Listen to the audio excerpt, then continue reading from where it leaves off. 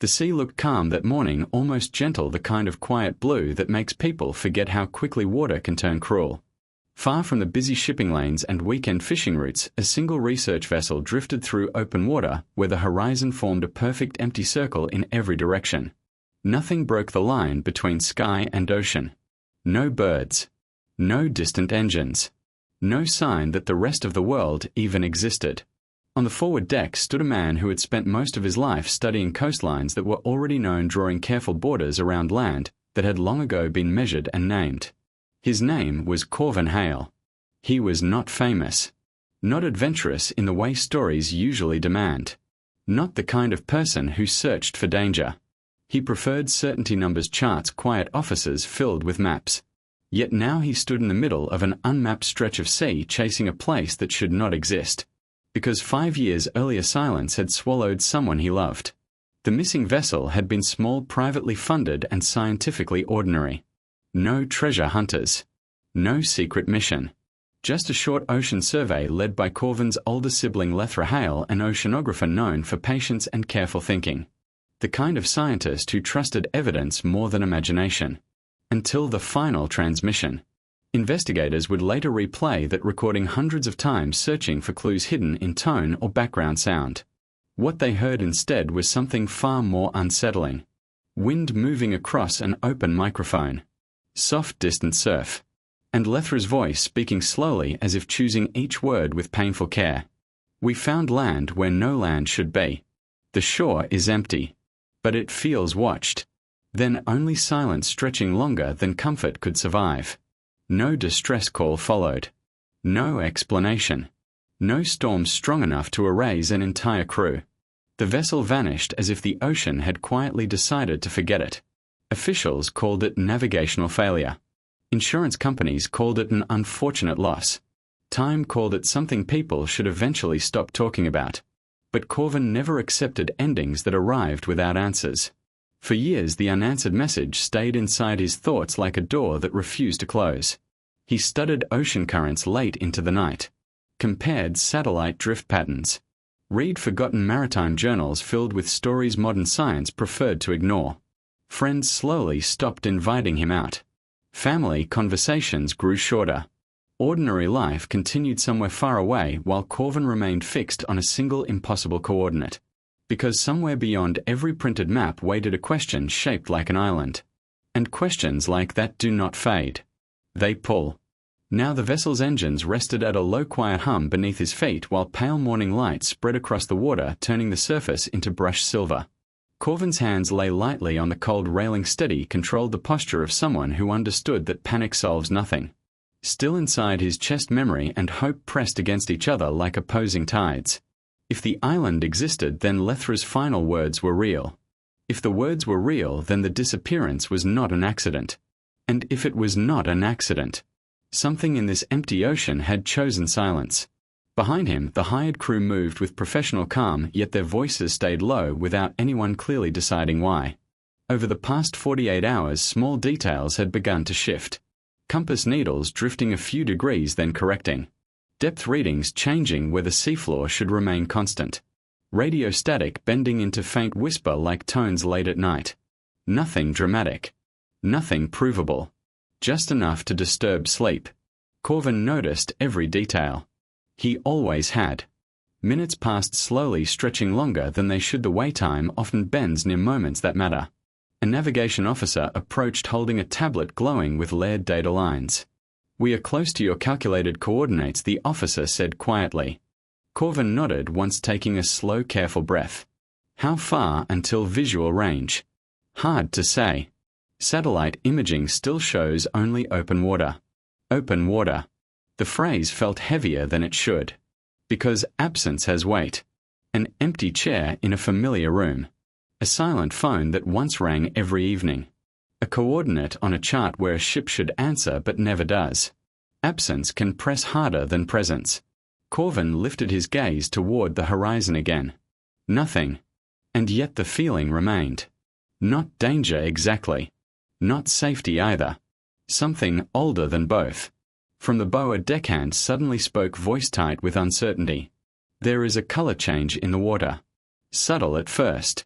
A faint darkness beneath the blue surface spreading outward like ink dissolving through glass. Corvin stepped forward, each movement calm on the outside, urgent beneath. He had imagined this moment many times. Towering cliffs. Violent waves. Some dramatic sign worthy of legend. Instead there was only a quiet stain in the sea. Almost nothing. Which somehow felt worse. Because whatever waited here did not need spectacle. The vessel drifted closer, engines barely whispering. Depth monitors flickered again, numbers dropping too quickly, suggesting the ocean floor rising where charts insisted deep water should continue for miles. Crew members exchanged glances they tried to hide. No one said the word fear. But it moved silently between them. The dark shape beneath the surface sharpened. Not rock. Not reef. Sand. A submerged shoreline forming where geography claimed emptiness. For several long seconds nobody spoke. Then the navigation officer whispered the only possible conclusion. There is land here. The words seemed fragile as glass in the open air. Inside Corvin something shifted, not relief, not dread, something more complicated than either. Discovery answers questions. But it also creates new ones. And this question had already taken lives.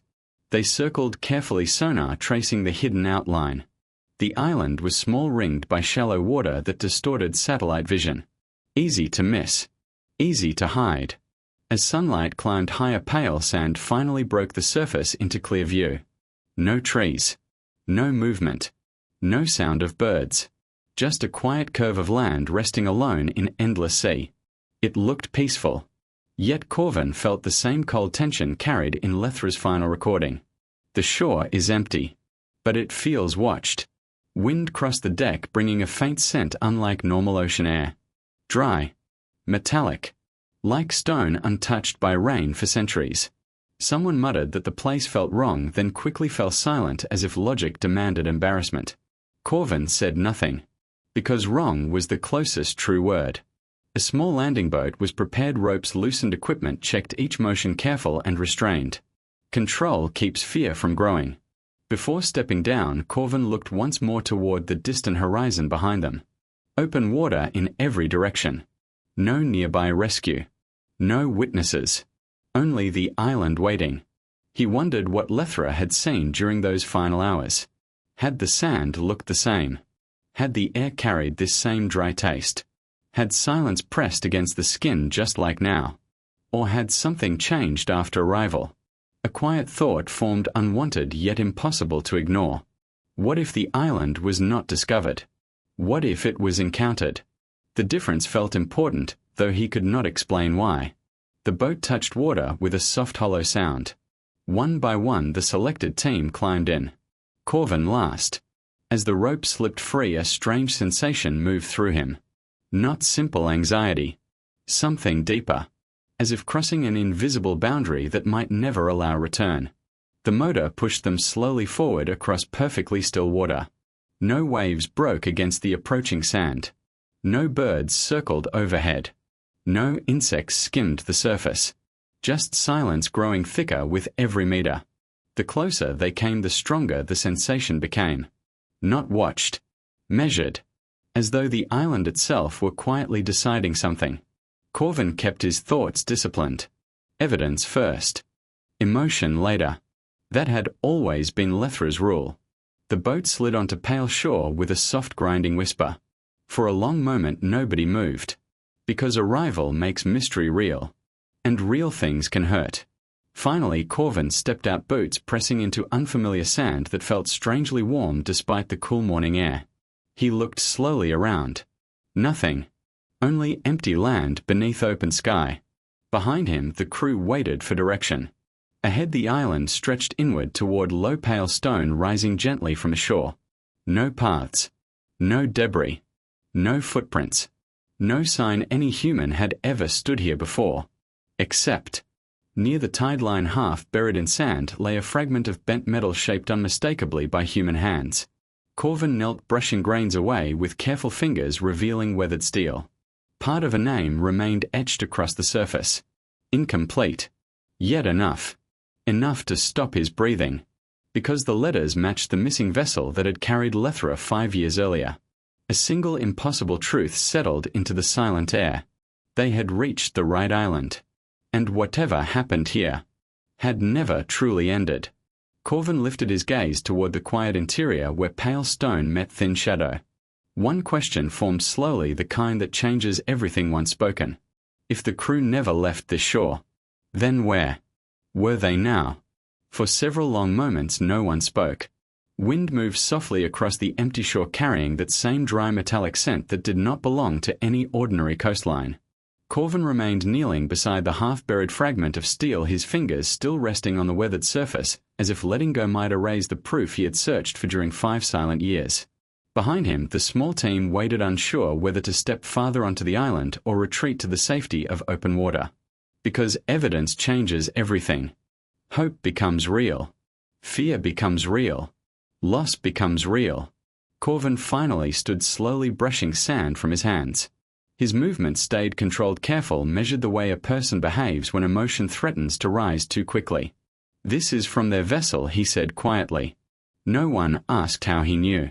The tone of his voice carried certainty, heavy and final. One of the technicians shifted uneasily, glancing toward the still water behind them. "If wreckage reached the shore, the rest could be nearby," he said. "Or survivors," another added, though the word survivors sounded fragile, almost afraid of itself. Corvin did not answer immediately. Survival required time. Food. Shelter. Signal attempts. 5 years had passed. Hope must learn to live beside truth. Still he forced himself to speak with calm steadiness. "We document everything first. Patterns tell stories people miss." The team nodded, grateful for instruction, grateful for something logical to hold. They began unloading equipment, cameras, scanners, small survey markers, each motion deliberate, as if sudden noise might disturb the silence surrounding the island. Corvin stepped farther inland, his boots pressing into sand untouched by wind, shaped only by slow natural movement. No footprints.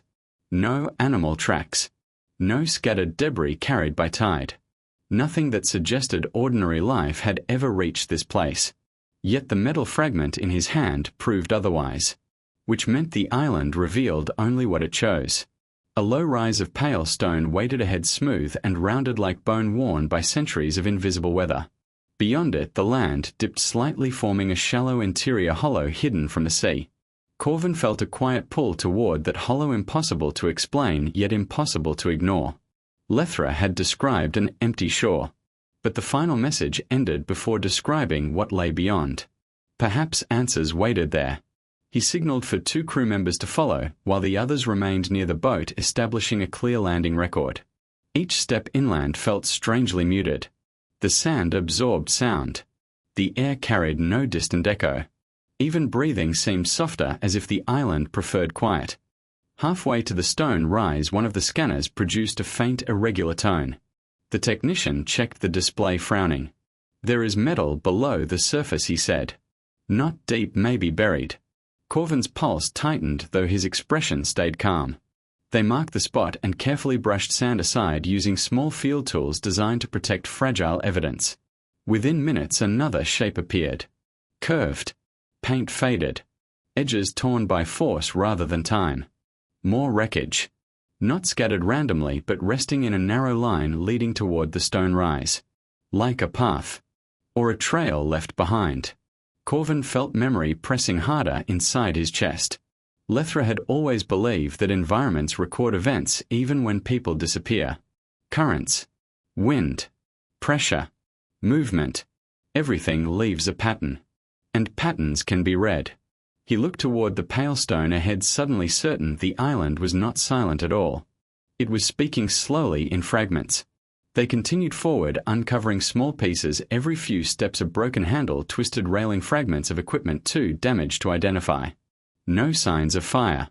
No signs of explosion. Only separation. As if the vessel had come apart gently, impossibly gently, without violence. That detail unsettled Corvin more than destruction would have. Because accidents allowed. This felt quiet. At the base of the stone rise, the sand thinned, revealing smooth rock warm beneath his palm, as though holding heat from somewhere below the surface. Thin cracks traced across the stone, forming natural lines that almost looked intentional. Not carved.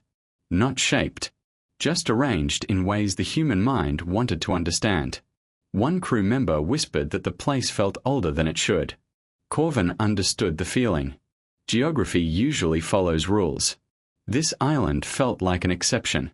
They climbed slowly to the top of the rise where the interior hollow finally came into view. Everyone stopped breathing at the same moment. Because the hollow was not empty. At its center rested the missing vessel. Or what remained of it. The hull lay intact, tilted slightly to one side as though placed there with careful intention rather than thrown by storm or wave. No burn marks. No deep fractures. No sign of violent impact. Just stillness. 5 years of untouched stillness. For a long time no one moved. The sight felt impossible to complete, too preserved. Like discovering a memory that refused to fade. Corvin stepped down into the hollow, each footstep slow, deliberate, respectful, without fully knowing why. The air inside felt warmer, heavier, carrying that metallic dryness more strongly. He approached the silent hull, recognizing its shape instantly from photographs taken long before disappearance. Emotion rose suddenly, sharp enough to steal breath. He had imagined wreckage broken beyond recognition. Not this. Not something waiting patiently like an unanswered question. One of the crew called out softly. The name plate is still here. Corvin closed his eyes briefly before forcing himself to look. Faded letters confirmed what he already knew. This was Lethra's vessel. Which meant the final hours of their journey had ended here inside this quiet hollow hidden from the sea. But where were the people? No skeletal remains. No personal belongings scattered nearby. No signs of struggle. Only absence once again. Absence heavier than presence. They searched carefully, documenting every angle, every surface, every opening into the silent structure. Inside the cabin, dust lay undisturbed across instruments frozen in their last positions. A navigation screen still cracked from internal failure. Chairs secured. Storage sealed. Nothing suggested panic. Nothing suggested escape. Corvin felt unease growing stronger with each unanswered detail. Then one technician spoke from the rear compartment, voice and steady. There is something here. Corvin moved quickly yet quietly, following the sound. On the floor near a secured storage bench lay a small handheld recorder. Its surface worn but intact. The same model Lethra had always carried during fieldwork. For a moment Corvin could not move. 5 years of silence rested inside that small device. 5 years of unanswered time. He knelt slowly, lifting it with careful hands as though it might break under the weight of memory alone. The battery should have been dead long ago. Yet when his thumb pressed the power switch, a faint light flickered. Impossible. The crew exchanged stunned glances, but no one spoke. Static whispered softly from the tiny speaker like distant wind moving through narrow stone. Then, a voice. Lethra's voice. Clearer than the final transmission. Closer. Calmer in a way that felt almost peaceful. If anyone finds this recording, it means the island allowed you to arrive. Corvin's breath caught painfully. Allowed. The word felt wrong yet deliberate. We were not taken, Lethra continued quietly. We were invited. The crew stood frozen, listening. Time itself seemed to slow around the sound. There is something beneath the stone, Lethra said. Not alive the way we understand life. But aware. It does not trap. It does not chase. It waits. Corvin felt cold spread through his chest despite the warm air. We tried to leave, the voice continued, softer now. But leaving is not simple once you are seen. Static cracked briefly, then steadied. Do not search for us. The message ended. Silence returned, heavier than before. No explanation. No final goodbye. Only warning. For a long moment nobody breathed. Because some truths feel too large to enter the world all at once. Corvin stared at the recorder, unable to accept yet unable to deny. Invited. Seen. Unable to leave. Words without logic. Yet spoken in Lethra's calm scientific voice. Which frightened him more than panic would have. One crew member whispered the question none wanted to ask. What is beneath the stone? Corvin lifted his gaze slowly toward the smooth pale walls surrounding the hollow. The warmth in the air. The strange preservation. The quiet that felt almost patient. A realization began forming cold and unavoidable. They had not reached the end of the mystery, only the middle. And whatever waited beneath this island had been waiting much longer than 5 years plus. No one moved for a long quiet stretch of time after the recorder fell silent. The warm air inside the hollow pressed gently against skin and breath as if the island itself were listening to their thoughts. Corvin remained kneeling beside the small device still held carefully in his hands. 5 years of questions had led to this single moment. And instead of answers he had received something far more unsettling. An invitation. A presence. A warning without explanation. He tried to steady his breathing the way he had learned during long nights at sea when storms surrounded fragile vessels with nothing but dark water and uncertain distance. But this felt different from any storm. Storms allowed. Storms pass. Storms follow rules. This silence felt permanent. One of the technicians finally spoke in a low-strained voice, asking the question everyone carried but feared to release. If they were invited, where did they go? The words seemed to disappear into the warm, still air without echo. Corvin slowly stood, his eyes moving across the preserved interior of the vessel. Everything remained in place as if time had paused mid-breath. No struggle. No attempt to flee. No signs of fear. Only quiet acceptance. That detail unsettled him more deeply than any evidence of violence could have. Because acceptance means understanding. And understanding means the crew had seen something that changed them. He stepped back out of the cabin into the open hollow sunlight falling softly across pale stone. The brightness should have felt comforting. Instead it revealed how completely cut off this place was from the living world. No distant waves. No wind through trees. No insects moving in hidden grass. Just still warmth and endless quiet. Corvin looked toward the curved stone walls surrounding the hollow, remembering Lethra's final words from the recorder. There is something beneath the stone. He had spent his life trusting measurable truth. Depth. Pressure. Structure. Data. If something existed below this island, it would leave signs. And signs could be found. He turned toward the team, his voice calm but carrying quiet urgency. We scan the ground. Full range. Every frequency. Relief passed briefly through the crew at the sound of clear instruction. Action is easier than fear. They brought forward portable scanners, seismic readers, thermal sensors, equipment designed to understand what human eyes cannot see. One by one, the devices activated, sending faint pulses into the silent earth below. At first, the reading showed only dense stone and compact sand, exactly what logic expected. Then one monitor flickered. A narrow, irregular signal appeared deep beneath the center of the hollow. Not empty space. Not solid rock. Something between. The technician adjusted sensitivity levels, frowning in confusion. It looks like a cavity. But the shape is wrong. Natural caves follow pressure lines and erosion patterns. This did not. The outline curved too smoothly, almost intentional yet not carved. Corvin felt tension tighten slowly through his chest. How deep, he asked. Rough estimate 20 meters, maybe more. Too deep for simple collapse. Too shallow for natural formation of that size. Another impossible detail. They repositioned equipment, confirming the signal again and again. Always the same. A hollow space directly beneath where the silent vessel rested. As if the boat had been placed there to mark something hidden below. No one spoke the thought aloud. Because naming fear gives it strength. Corvin walked slowly to the exact center of the hollow, standing above the unseen cavity. The warmth beneath his boots felt stronger here, almost like faint heat rising through layers of stone. Not burning. Not painful. Just present. He closed his eyes for a moment, remembering childhood evenings spent listening to Lethra explain how the ocean floor held secrets older than memory. Some places feel alive without living. Not creatures. Not minds. Just awareness shaped by time. He had dismissed those words then as poetic thinking from a scientist who spent too long alone at sea. Now standing above an impossible hollow hidden beneath an unmapped island, he was no longer certain. A sudden sharp burst of static erupted from one of the radios left near the vessel. Everyone turned instantly. The sound lasted only seconds, yet within the noise something else flickered. A pattern. Almost like distant voices layered beneath interference. Then silence returned.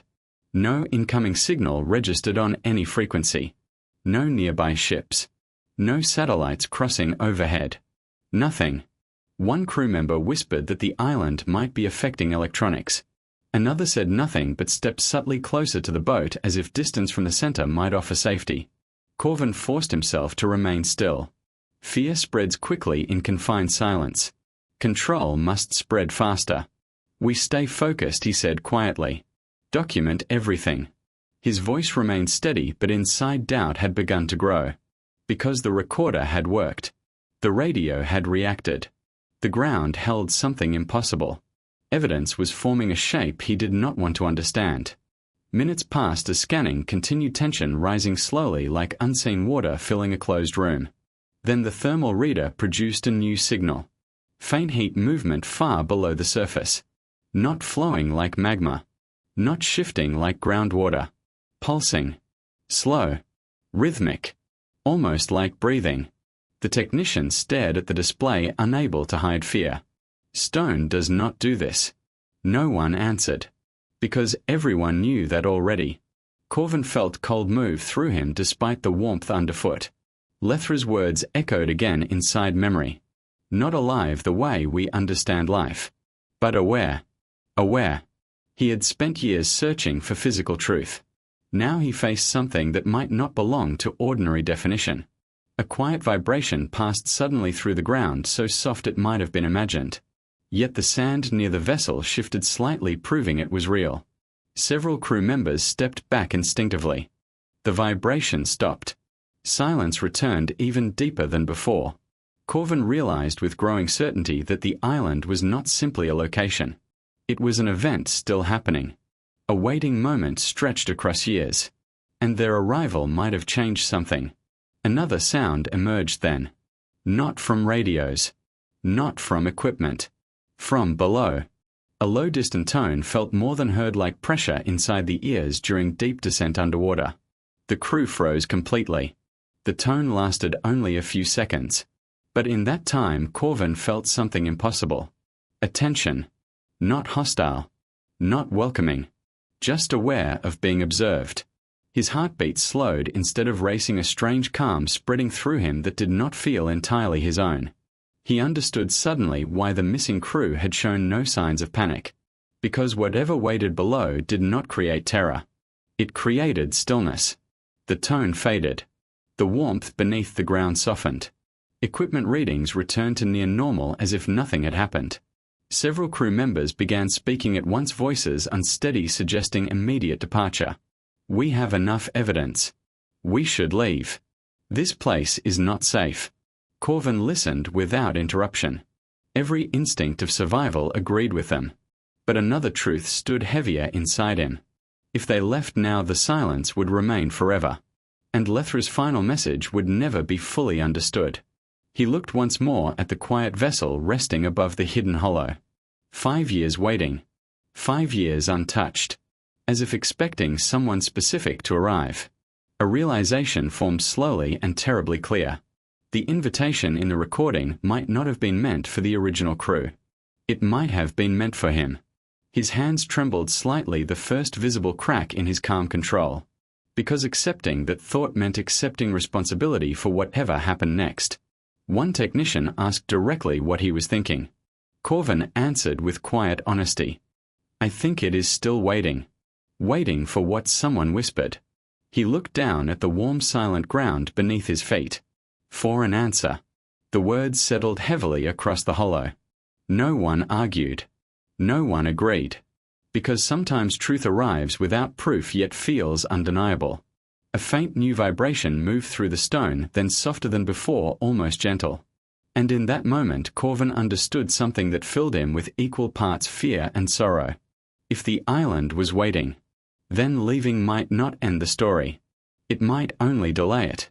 For a long time no one spoke after Corvin said the island was waiting.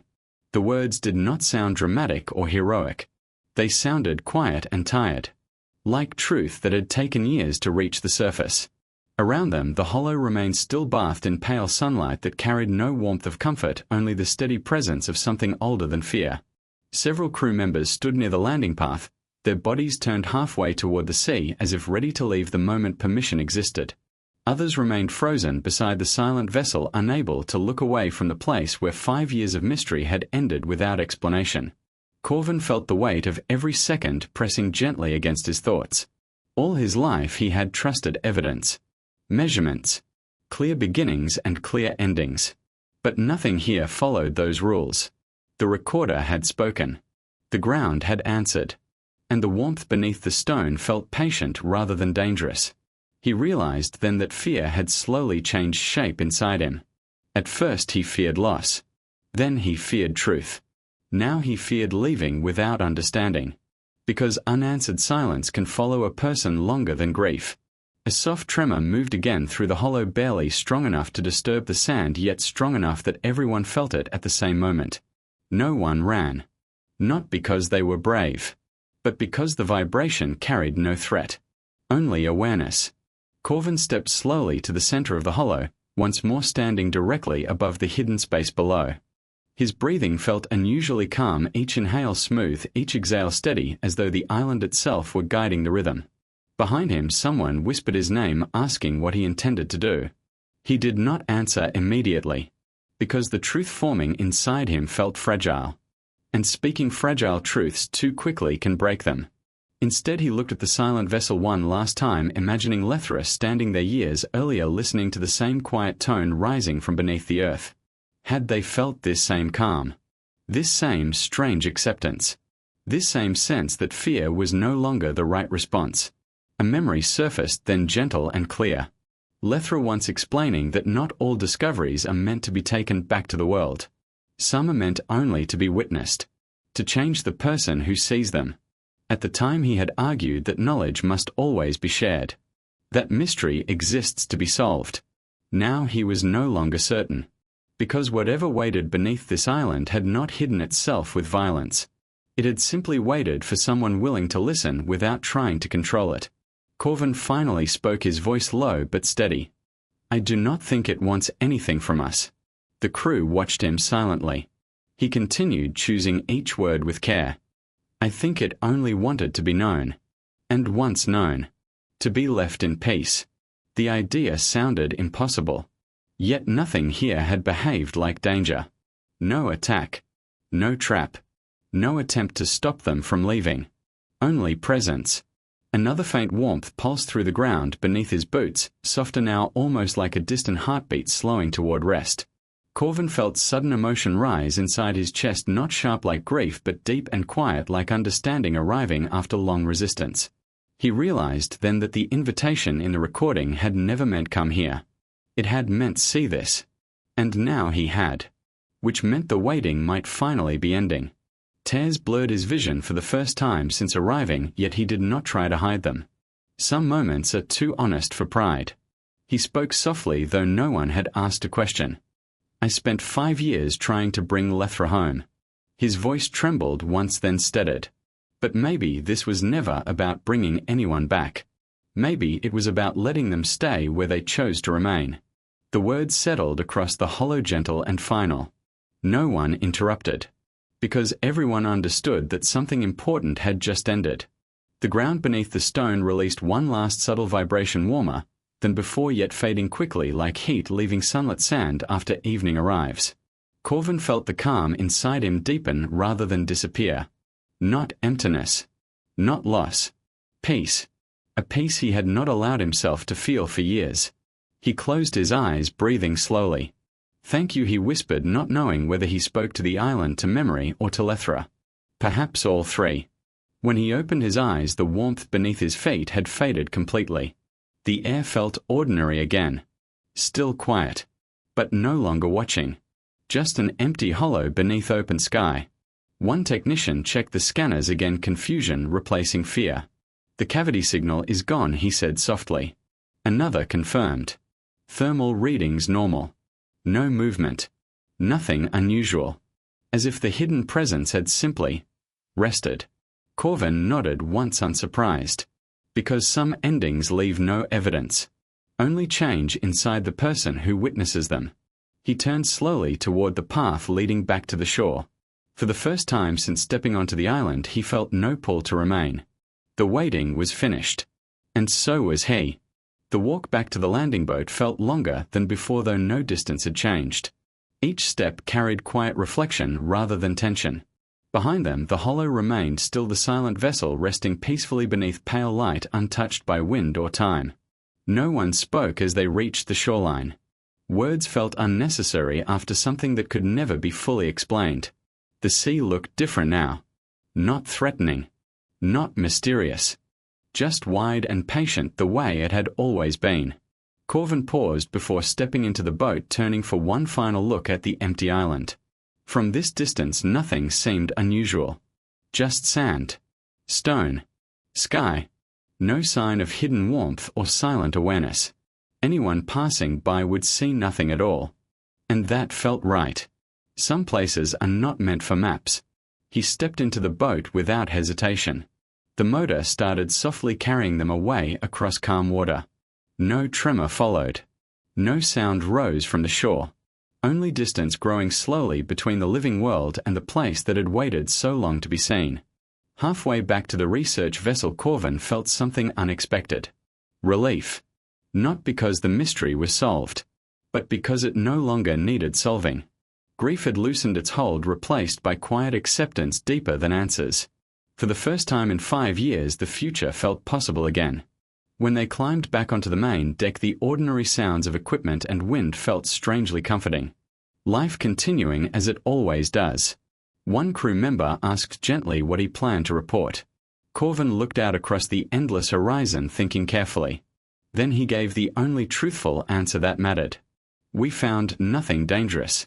Nothing that needs to be disturbed. The crew understood. Some discoveries protect themselves through silence. The vessel turned slowly toward open sea, beginning the long journey back to a world filled with noise, uncertainty, and unfinished lives waiting to be lived. Hours later, the island disappeared behind distance, becoming just another place the ocean chose not to reveal. Corvin remained at the railing, watching until nothing remained but empty horizon. Yet inside him something had changed forever. The silence that once haunted him now felt gentle. Like a closed door that no longer needed opening. He imagined Lethra standing somewhere beyond fear, beyond searching, beyond loss. Not gone. Just still. And for the first time that thought did not hurt. Night slowly covered the water, stars appearing one by one above the dark surface. The world vast and quiet and endlessly moving forward. Corvin breathed deeply, feeling calm settle fully into his chest. Some mysteries are not meant to frighten. Only to remind us how small grief becomes when placed beside time. He whispered a final goodbye, carried softly into the open air. Then turned away from the horizon and walked back toward the light of the vessel. Toward morning. Toward life. Toward everything still waiting to begin. The sea remained calm behind him. Keeping its secret. Guarding its empty shore. And resting at last.